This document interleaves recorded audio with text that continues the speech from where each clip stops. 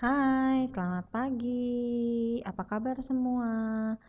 Kali ini kita masuk di tema 9, Kayanya Negeriku.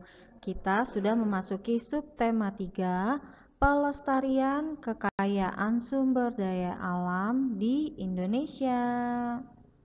Yuk kita buka dulu buku tematiknya di tema 9, subtema 3, pembelajaran 1. Kali ini kita akan membahas materi IPS.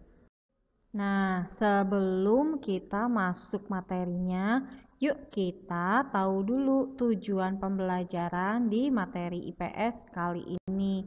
Nah, sekarang kita akan belajar untuk mengetahui dan menjelaskan tentang upaya pelestarian kekayaan hayati hewan dan tumbuhan. Oke, sekarang kita buka dulu yuk buku catatannya. Nah, sekarang kita akan mencatat. Di sini Ibu akan menjelaskan sedikit tentang akibat dari tindakan manusia yang dapat mempengaruhi kelestarian sumber daya alam. Nah, di sini ada akibat dari penebangan dan pembakaran hutan. Tentu saja ini akan mempengaruhi kehidupan tumbuhan dan hewan yang ada di hutan. Kenapa? Karena dengan pembakaran hutan, tumbuhan dan hewan sudah tidak mempunyai tempat tinggal, sehingga populasi atau jumlah mereka pasti berkurang dan mungkin juga mereka juga akan hilang atau punah. Kemudian di sini ada penggunaan bahan kimia dan bahan pestisida yang berlebihan. Kenapa sih bahan kimia dan pestisida itu berbahaya?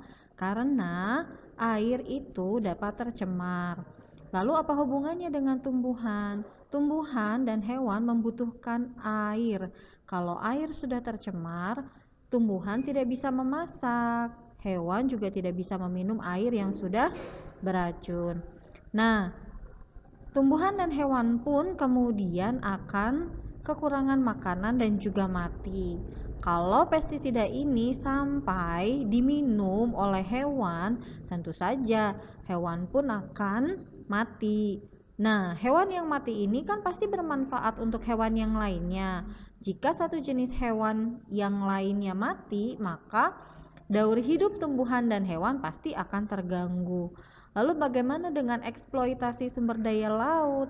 Apa sih eksploitasi itu? Eksploitasi adalah penggunaan kekayaan di laut secara berlebihan. Jadi tidak dipertimbangkan atau tidak dipikirkan akibat kalau sumber daya laut ini habis. Misalnya, kalau eksploitasi sumber daya laut berupa tumbuhan yang ada di laut, pastinya jumlah oksigen yang ada di laut akan berkurang, maka hewan laut pun akan kesulitan bernafas. Nah, jika hewan laut kesulitan bernafas, maka populasi ikan dan juga hewan-hewan yang ada di laut pasti berkurang. Kalau tadi kita sudah mencatat. Nah, sekarang kalian harus membuka buku latihannya. Yuk kita latihan dulu.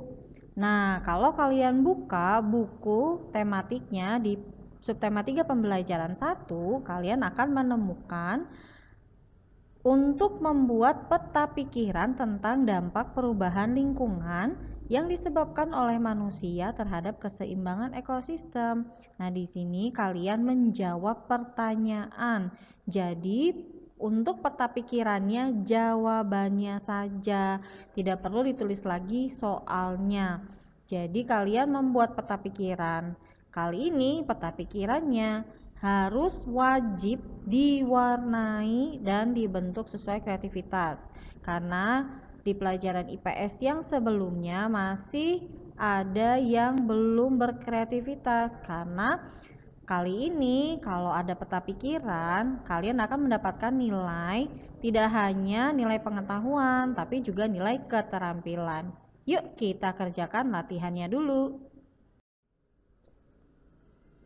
Sampai di sini dulu ya materi IPS tema 9, subtema 3, pembelajaran ke-1. Jangan lupa dicatat dan dikerjakan latihannya. Sampai jumpa di materi berikutnya. Dadah.